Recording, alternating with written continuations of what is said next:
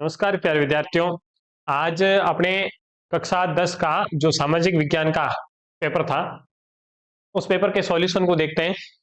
आपका पेपर कैसे हुआ, पेपर का स्तर किस प्रकार का था भाई बताओ कमेंट में। चले, पहला ही क्वेश्चन था अपना, भारत छोड़ो आंदोलन है वो कब प्रारंभ हुआ था?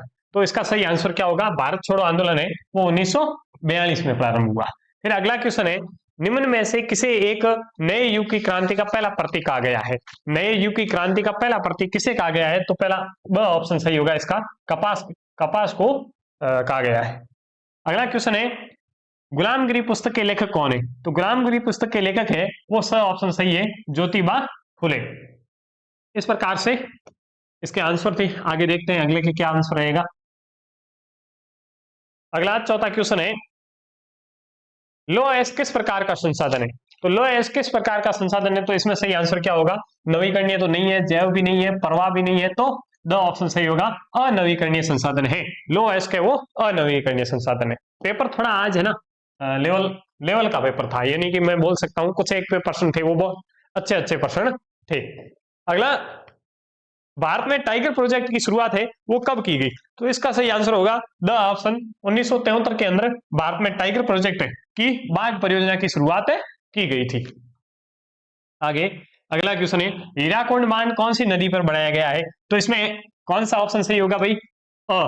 महानदी पर बनाया गया। आपने क्या लिखा बताओ? आपने इस पे क्या लिखा, महानदी लिखा कि दूसरा लिखा? ठीक है, कमेंट में आप बताते रहिए। आपने अभी तक देख लो 7 क्वेश्चन अपन ने सरल कर लिए और अभी तक आपने सब्सक्राइब वाला बटन नहीं दबाया। सब्सक्राइब कर दो पहले, फिर उसके बाद में आगे चलते हैं। इनमें से कौन सी फसल है वो रेशेदार फसल है? रेशेदार फसल तो कौन सी है भाई? गन्ना भी नहीं है, इसका सही आंसर होगा जूट। जूट क्या है? एक रेशेदार फसल है। इसकी जगह यदि कपास को भी लिखता तो भी वो क्या होती? रेशेदार फसल होती। आगे 8वां क्वेश्चन, बड़े वाले सारे क्वेश्चन करेंगे अपने, जो 46 के 46 क्वेश्चनों के आंसर इसमें करेंगे अपन, ठीक है ना। निम्न में से कौन सा शहर भारत की इलेक्ट्रॉनिक राजधानी कहा जाता है? तो इलेक्ट्रॉनिक राजधानी है वो द ऑप्शन सी होगा, इसमें बेंगलोर को कहा जाता है। फिर भारतीय रेल परिवहन में कितने मंडल है? भारतीय रेल परिवहन में अभी इसमें आप देखोगे कि आप मान रहे हो कि भाई यस है, इसमें से कोई ऑप्शन सही नहीं लग रहा है आपको, लेकिन सही ऑप्शन कौन सा है? ऑप्शन सही है 16। हालांकि वर्तमान समय में 7 और नए बढ़ गए, 16 पुराने 7 और नए बढ़ गए हैं, तो लेकिन अपने एनसीईआरटी के अनुसार इसका सही आंसर रहेगा वो रहेगा 16, ऑप्शन सही रहेगा। ठीक है, फिर पंचायती राज व्यवस्था में महिलाओं को आरक्षण का प्रावधान है कितना?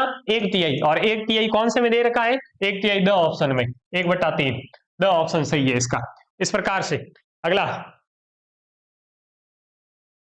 आगे क्वेश्चन है 11वां क्वेश्चन, 2011 की जनगणना के अनुसार देश के अनुसूचित जातियों का हिस्सा कितना प्रतिशत था? अनुसूचित जातियों का हिस्सा है वो कितने प्रतिशत है? तो इसका सही ऑप्शन क्या रहेगा? इसका जो सही आंसर है वो है ब आंसर 16.6%। क्या है? ब ऑप्शन सही रहेगा इसका, 16.6%। राजनीतिक दल जो सरकार बनाते हैं वो क्या कहलाते हैं? Ruling party. और रूलिंग पार्टी कौन? ब ऑप्शन में सत्ताधारी दल कहा जाता है उसको। ठीक है, दुनिया के अधिकांश समाज के समाज रहे हैं कैसे समाज? महिला प्रधान नहीं रहे, कैसे? पुरुष प्रधान रहे। तो इसका सही आंसर रहेगा ब। इस प्रकार देख लो 13 क्वेश्चन कर लिए अपन ने, और आपने आपने एक ही काम करना है केवल, सब्सक्राइब वाला वो कर दो जल्दी से। अगला क्वेश्चन है, यूरोपीय संघ का मुख्यालय स्थित है, यूरोपीय संघ का मुख्यालय कौन सी जगह स्थित है? तो ब ऑप्शन सही है, ब्रुसेल्स में। कहा है? ब्रुसेल्स। और ब्रुसेल्स किसकी राजधानी है? कमेंट में बताओ, ब्रुसेल्स किस देश की राजधानी है? ठीक है, किस देश का विकास किसी देश का विकास किस आधार पर निर्धारित किया जाता है? अच्छा क्वेश्चन था, लेकिन इसमें थोड़ा और ऑप्शन में डालते, इसमें यदि राष्ट्रीय आय डाल देते तो और आपको आंसर देने में कठिनाई होती, लेकिन इसमें सीधे ही दे दिया प्रति व्यक्ति आय। प्रति व्यक्ति आय से ही क्या निर्धारित होता है? किसी देश की विकास की गणना विश्व बैंक करता है, ये प्रति व्यक्ति आय से। प्रति व्यक्ति आय से कौन गणना करता है? विश्व बैंक। यूएनडीपी का निर्धारण करने का मापदंड अलग है। अगला, पेपर का स्तर किस प्रकार का था भाई बताओ जल्दी से, कमेंट करो इसमें। अगला, भारत में सबसे बड़ा उत्पादक क्षेत्र कौन सा है? भारत का जो सबसे बड़ा उत्पादक क्षेत्र है वो है ऑप्शन सही है इसमें, कृषि क्षेत्र। क्या रहेगा? कृषि क्षेत्र। ऋण के लिए औपचारिक स्रोत नहीं है, औपचारिक स्रोत, तो इसमें व्यवसायिक बैंक भी औपचारिक स्रोत है नहीं, पूछा हुआ देख लो। ठीक है, सहकारी बैंक भी है, ग्रामीण बैंक भी है, नियोक्ता है, एम्प्लॉयर है, वो नहीं है क्या, औपचारिक स्रोत नहीं है, तो कैसे है, अनौपचारिक स्रोत है। तो इसका सही आंसर रहेगा स ऑप्शन। इस प्रकार से आगे अगला क्वेश्चन है 18वां क्वेश्चन, भारत में उपभोक्ता सुरक्षा अधिनियम है वो कब लागू किया गया? तो उपभोक्ता संरक्षण अधिनियम 1986 के अंदर, और 1986 कौन से ऑप्शन में लिख रखा है, स ऑप्शन में, तो इसका स ऑप्शन है वो सही होगा। इस प्रकार से अपन ने 18 क्वेश्चन कर लिए। आगे है रिक्त स्थान वाले क्वेश्चन। रिक्त स्थानों वाले क्वेश्चनों में भी 19वां क्वेश्चन, 1930 में डॉक्टर भीमराव अंबेडकर ने दलित वर्ग एसोसिएशन की स्थापना की। डॉक्टर भीमराव अंबेडकर,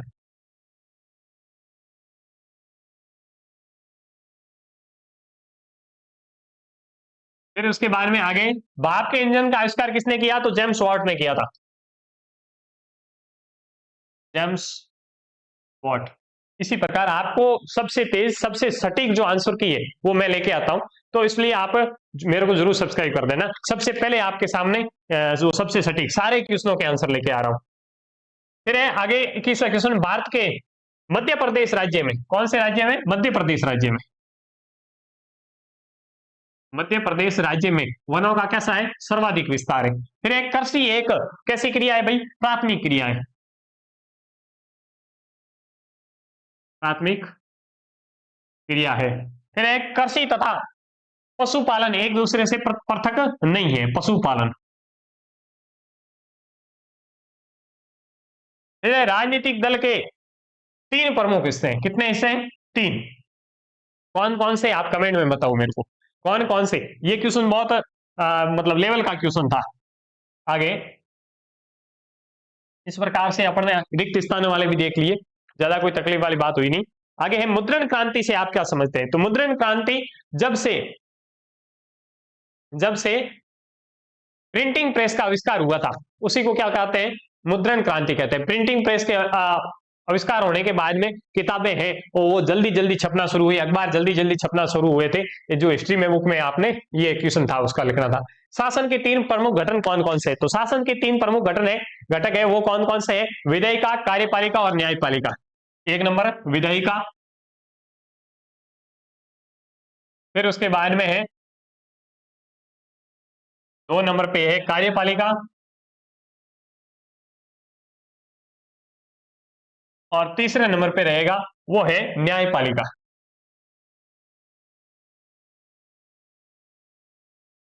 ठीक है। आगे भारतीय जनता पार्टी के संस्थापक कौन है? तो भारतीय जनता पार्टी के संस्थापक है वो है अटल बिहारी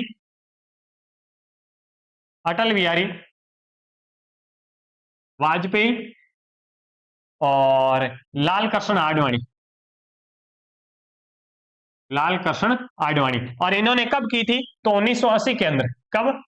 1980 के अंदर किसकी स्थापना की? भारतीय जनता पार्टी, बीजेपी की स्थापना, बीजेपी इनकी स्थापना की थी।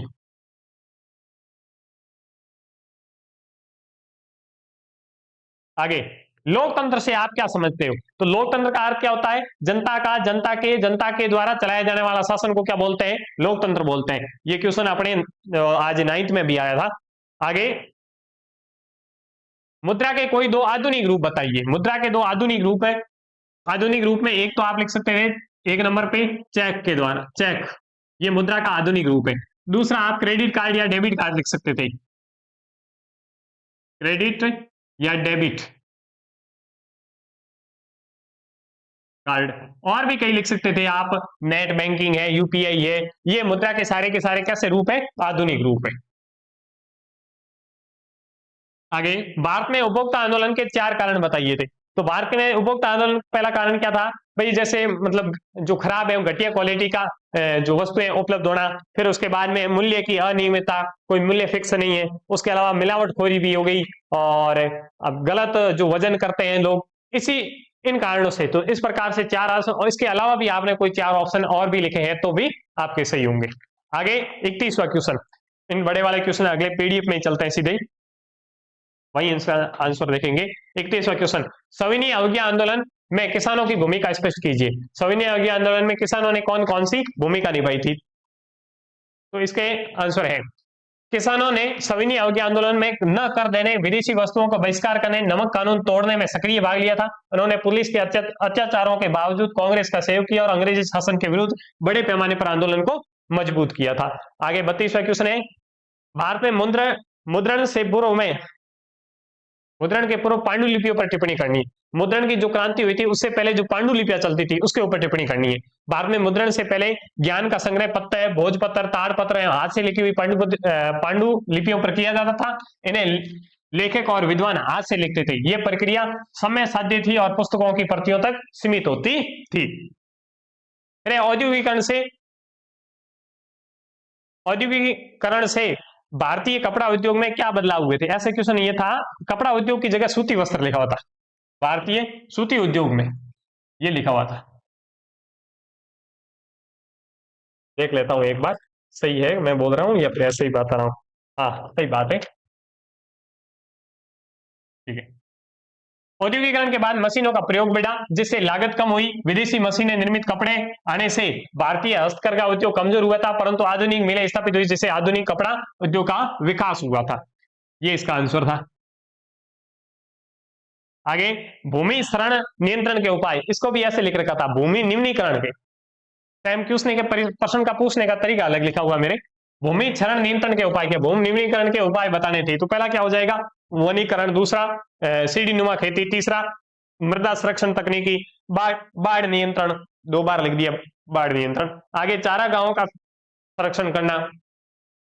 जल संसाधन के प्रमुख स्रोत बताने थे। जल संसाधन के प्रमुख स्रोत कौन से? तो वर्षा हो गई, नदियां, भूमिगत जल, झीलें व तालाब, हिमनद, ये जल संसाधन के प्रमुख स्रोत हो गए। फिर निर्वाह कृषि की, ये इसकी जगह आपने पेपर में मिस प्रिंटिंग खूब हुई थी, इसमें लिखा हुआ था जीविका कृषि के ऊपर, तो इसमें ये जीविका निर्वाह कृषि लिखना था उनको, की प्रमुख विशेषताएं बतानी थी। तो इसमें लिखना है किसानों द्वारा अपने परिवार के उपयोग के लिए खेती करना जिसके अंदर कम लागत होती है और कम संसाधनों का उपयोग किया जाता है, पारंपरिक उपकरणों का प्रयोग किया जाता है, वर्षा के निर्भर होती है, खेत छोटे होते हैं, और इस प्रकार से इसका आंसर लिख सकते थे। फिर गठबंधन सरकार से आप क्या समझते हैं? जब कोई एक पार्टी को यदि बहुमत नहीं मिलता है, जब कोई एक पार्टी है वो बहुमत नहीं प्राप्त करती है, तो 2 या 2 से अधिक पार्टियां मिलकर के सरकार बनाती है, उसे गठबंधन का सरकार कहते हैं। धर्मनिरपेक्ष से आप क्या समझते हैं? ये सेम क्वेश्चन 9th में भी था। धर्मनिरपेक्ष शासन वो होता है जिसमें राज्य किसी भी धर्म को अपनाकर धर्म नहीं मानता है और सभी धर्मों के साथ में सम्मान व्यवहार करता है, किसी भी नागरिक के साथ में धर्म के आधार पर भेदभाव नहीं किया जाता है। अगला है अक्षय एवं अन्य संसाधनों में अंतर बताना था। क्वेश्चन क्या है? 39वां क्वेश्चन, नवीकरणीय एवं अनवीकरणीय संसाधनों में अंतर। हाँ, नवीकरणीय एवं अनवीकरणीय। तो नवीकरणीय जिन्हें प्रकृति के द्वारा पुनः बनाया जा सकता है, जिन्हें प्रकृति है वो वापस से बना सकती है, जैसे सूर्य, हवा, जल, इनको वापस प्रकृति वापस बना सकती है। अनवीकरणीय, इनका हेडिंग की तरह जगह आप इसमें चेंज लिख देना, जिनका निर्माण लाखों वर्षों में होता हो और ये समाप्त नहीं हो सकते, जैसे कोयला है, पेट्रोलियम है। ये सेम ही था इसका आंसर, बस हेडिंग मैंने थोड़ी चेंज लिख दी इसकी। फिर अपर्याप्त रोजगार एवं पर्सन बेरोजगारी, क्या था? अपर्याप्त नहीं, अल्प बेरोजगारी एवं पर्सन बेरोजगारी में अंतर लिखना था। अपर्याप्त की जगह अल्प बेरोजगारी, अल्प बेरोजगारी, बेरोजगारी और पर्सन बेरोजगारी में अंतर बताना था। अब बेरोजगारी जिसमें व्यक्ति की अपनी क्षमता के अनुसार काम नहीं मिल पाता है तो उसको क्या बोला जाएगा? अल्प बेरोजगारी। और पर्सन बेरोजगारी में जब अधिक लोग काम में लगे हुए हो और इसके अतिरिक्त लोग हट भी जाएं तो भी कोई काम प्रभावित नहीं होता। जैसे खेती के अंदर बहुत सारे लोग लगे होते हैं, यदि उन 5 की जगह 3 भी लगाएं तो भी कोई प्रभाव नहीं पड़ेगा। तो उस प्रकार की बेरोजगारी जैसी पर्सन बेरोजगारी या छिपी बेरोजगारी कहते हैं। इसी को यदि छिपी बेरोजगारी लिखता तो भी सही होता। आगे क्वेश्चन है, ग्रामीण क्षेत्र हेतु कृषि क्यों महत्वपूर्ण है? ग्रामीण क्षेत्रों में कृषि क्यों महत्वपूर्ण है? तो इसका आंसर है भाई, क्योंकि ग्रामीण क्षेत्रों में अधिकांश लोग कृषि पर निर्भर होते हैं। ये आजीविका, रोजगार, भोजन, कच्चा माल एवं ग्रामीण अर्थव्यवस्था का मुख्य आधार होती है। आर्थिक गतिविधियों में बैंकों की भूमिका क्या है? तो लोगों के बचत को जमा करता है बैंक, ऋण उपलब्ध करवाता है, व्यापार एवं उद्योगों के लिए वित्तीय जो साधन उपलब्ध करवाता है, आर्थिक विकास में भी सहायता करता है। अब आता है ऐसे क्वेश्चन जो निबंधात्मक क्वेश्चन है, 4 अंक वाले। उदारवादी राष्ट्रवाद की विशेषता लिखनी थी। तो इसके अंदर उदारवादी राष्ट्रवाद में क्या होता है? व्यक्तिगत स्वतंत्रता एवं अधिकारों की रक्षा होती है, समानता पर आधारित समाज की स्थापना की जाती है, लोकतांत्रिक सरकार एवं संविधान संविधान का समर्थन किया जाता है, राष्ट्र राज्य के निर्माण पर बल देता है, और नागरिक स्वतंत्रता जैसे भाषण पेश संगठन की स्वतंत्रता होती है, सामंतवाद निरंकुशता एवं विदेशी शासन का विरोध किया जाता है। इसके अथवा में क्वेश्चन था, यूरोप में राष्ट्रवाद के उदय के प्रमुख कारण लिखने थे। तो यूरोप में राष्ट्रवाद के उदय के प्रमुख कारण है, 1 नंबर फ्रांसीसी क्रांति से स्वतंत्रता और समानता पर विचारों का प्रसार किया गया, नेपोलियन के सुधारों को प्रशासनिक एकता प्राप्त की गई, फिर प्रिंटिंग प्रेस द्वारा राष्ट्रवादी भावनाओं का फैलाव किया गया, और आर्थिक एकीकरण एवं व्यापारिक बाधाओं का समाप्त होना, सांस्कृतिक भाषाई एकता, क्रांतिकारी नेताओं का योगदान, महामंदी के कारण विस्तार हुआ था। अगला क्वेश्चन है, अच्छा महामंदी के कारणों को विस्तार से लिखनी थी। तो महामंदी के कारण क्या थे भाई? कृषि एवं उद्योगों में अति उत्पादन, कृषि एवं उद्योगों में अति उत्पादन, विश्व व्यापार में भारी गिरावट, और शेयर बाजार का पतन हुआ था, बैंक दिवालिया होना, इस प्रकार से बेरोजगारी बढ़ने के कारण भी आर्थिक मंदी आई थी। अमेरिकी आर्थिक नीति का प्रभाव पूरी दुनिया पर पड़ता है, क्यों भाई? इसका आंसर, अच्छा अगला क्वेश्चन है, वैश्वीकरण एवं उदारीकरण का साधारण लोगों पर प्रभाव बताने थे। वैश्वीकरण एवं उदारीकरण से साधारण लोगों पर क्या प्रभाव पड़ते हैं? तो वस्तुएं सस्ती और आसानी से उपलब्ध हो जाती है, नई तकनीकी एवं नए रोजगार के अवसर उपलब्ध होते हैं, विदेशी निवेश में वृद्धि होती है, और नकारात्मक प्रभाव क्या है?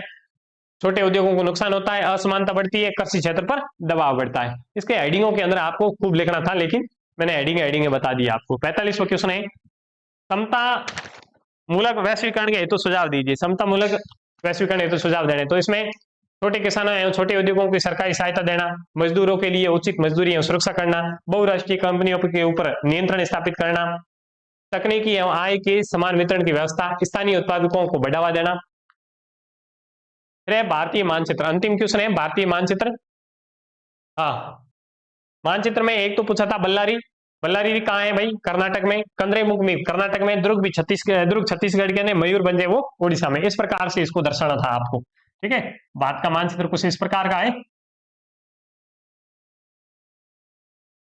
तो इसमें आपको बल्लारी, तो ये केरल है राज्य, इधर केरल के जस्ट ऊपर इधर दर्शाना था बल्लारी और कंद्रेमुख, ठीक है। फिर उसके बाद में दुर्ग छत्तीसगढ़ में, छत्तीसगढ़ इधर था, यहाँ आपको दर्शाना था दुर्ग को, और मयूरभंज ओडिशा में, छत्तीसगढ़ के नीचे यहाँ ओडिशा में मयूरभंज को दर्शा सकते थे। फिर उसके बाद में आगे जो अथवा वाले क्वेश्चन थे, अथवा वाले में क्या था भाई?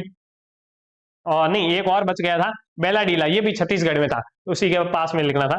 फिर उसके बाद में ये था रानीगंज, रानीगंज इधर है भाई, यहाँ इस वाले भाग में, पश्चिम बंगाल के अंदर रानीगंज है, और